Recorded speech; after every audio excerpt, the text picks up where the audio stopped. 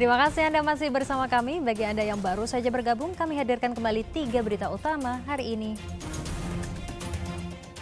Polisi meringkus pelaku tabrak lari warga lanjut usia di Kota Makassar. Usai 5 tahun buron, mantan Direktur Rumah Sakit Umum Daerah Daya Kota Makassar diringkus tim Kejaksaan Tinggi Sulawesi Selatan dan Kejaksaan Agung. Kepala Desa Biringkasi Kabupaten Takalar wajibkan seluruh staf baca Al-Quran setiap pagi sebelum memulai pelayanan pada warga.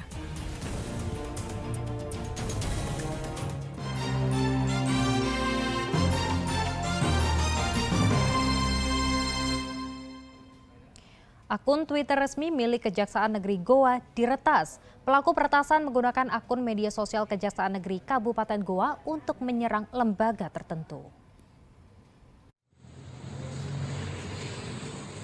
Kejaksaan Negeri Kabupaten Goa secara resmi melapor kepada Kejaksaan Tinggi Sulawesi Selatan terkait ulah pelaku yang meretas akun resmi media sosial Kejaksaan Negeri Goa.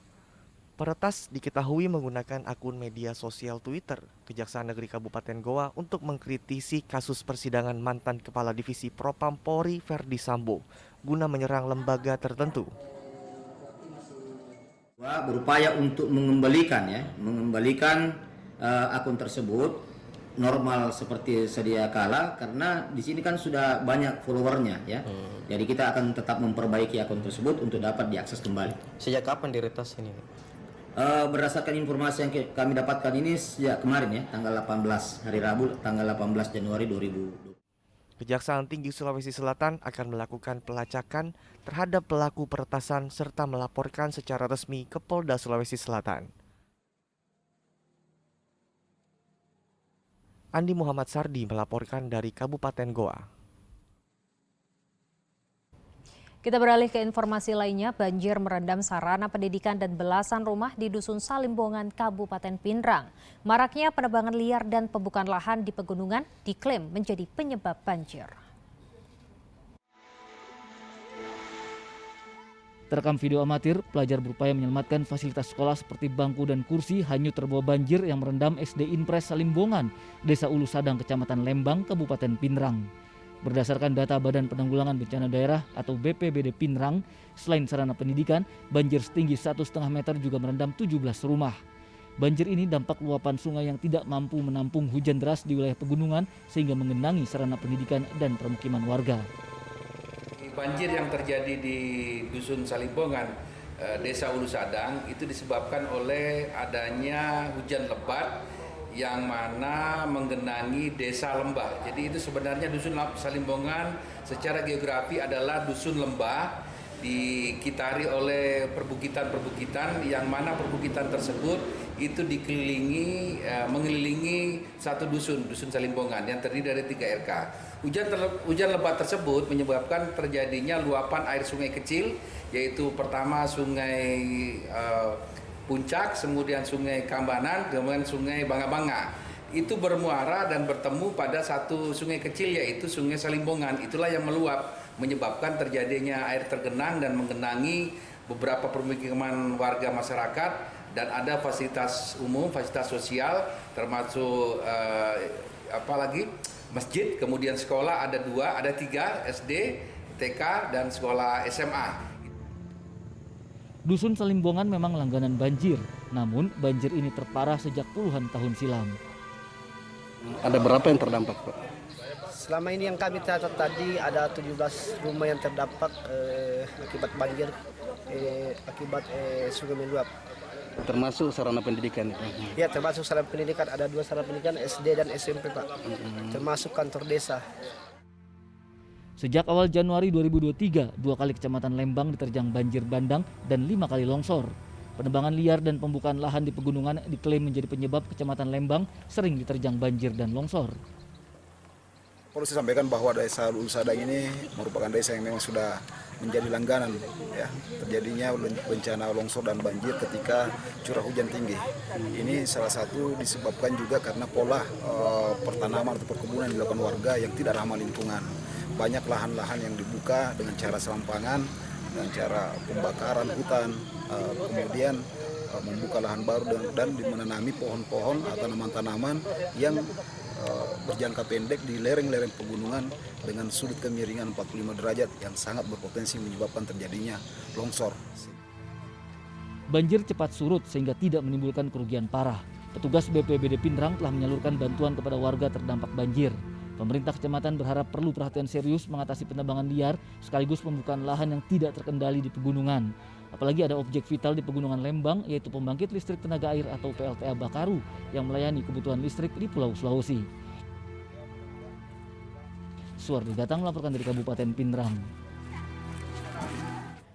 Seorang kepala desa Biringkasi, Kabupaten Takalar mewajibkan seluruh staf membaca Al-Quran setiap pagi sebelum memulai pelayanan kepada warga.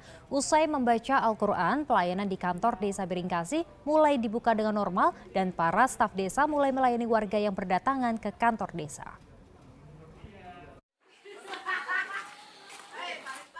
Beginilah suasana di desa Biringkasi, Kecamatan Galesong Utara, Kabupaten Takalar.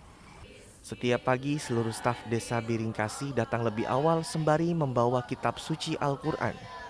Setibanya di kantor desa, 14 staf desa duduk bersama membaca Al-Quran. Kegiatan membaca Al-Quran setiap paginya menjadi rutinitas wajib untuk menyejukkan hati sebelum memulai aktivitas pelayanan warga.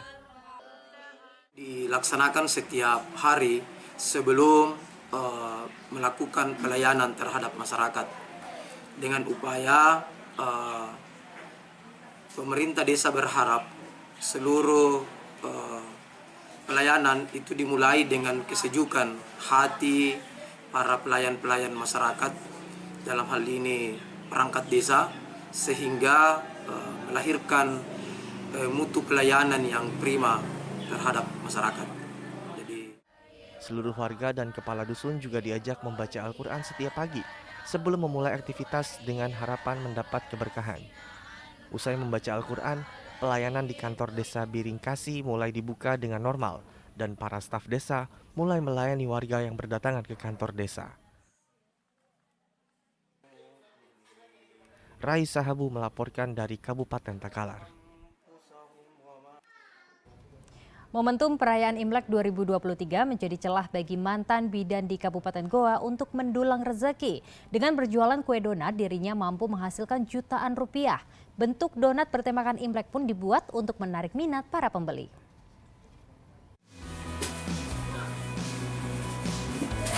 Perayaan Imlek tidak hanya dirayakan warga Tionghoa di Kabupaten Goa.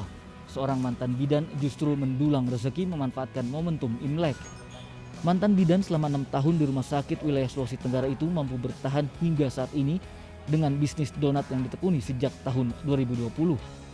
Semarak Imlek memacu Arini Ika Safitri bersama 7 karyawan berinovasi membuat donat bertema khusus Imlek. Hiasan kue donatnya diberi tulisan Gong Sifa Choi hingga bentuk sio kelinci. Belajar dari mana untuk menemukan kreativitas seperti itu? Belajar sendiri. Iya, supaya menarik pembeli. Oh, salah satu prototip juga? Iya. Apa yang membedakan dari di luar tematik, dari segi harga kah atau packingannya yang berubah? Iya, packingannya yang berubah dan hias-hiasannya yang berubah. Khusus edisi Imlek, penjualan donat yang memanfaatkan layanan pesan antar ini telah terjual 100 paket donat.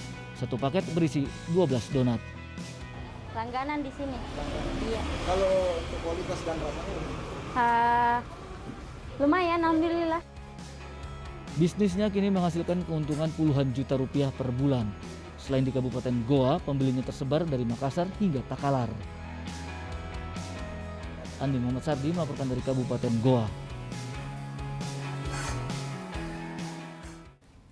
Baik, informasi tadi mengakhiri jumpa kita hari ini. Atas nama rekan yang bertugas, saya Dana Paramita mengucapkan terima kasih atas kebersamaan Anda. Selamat beraktivitas dan sampai jumpa.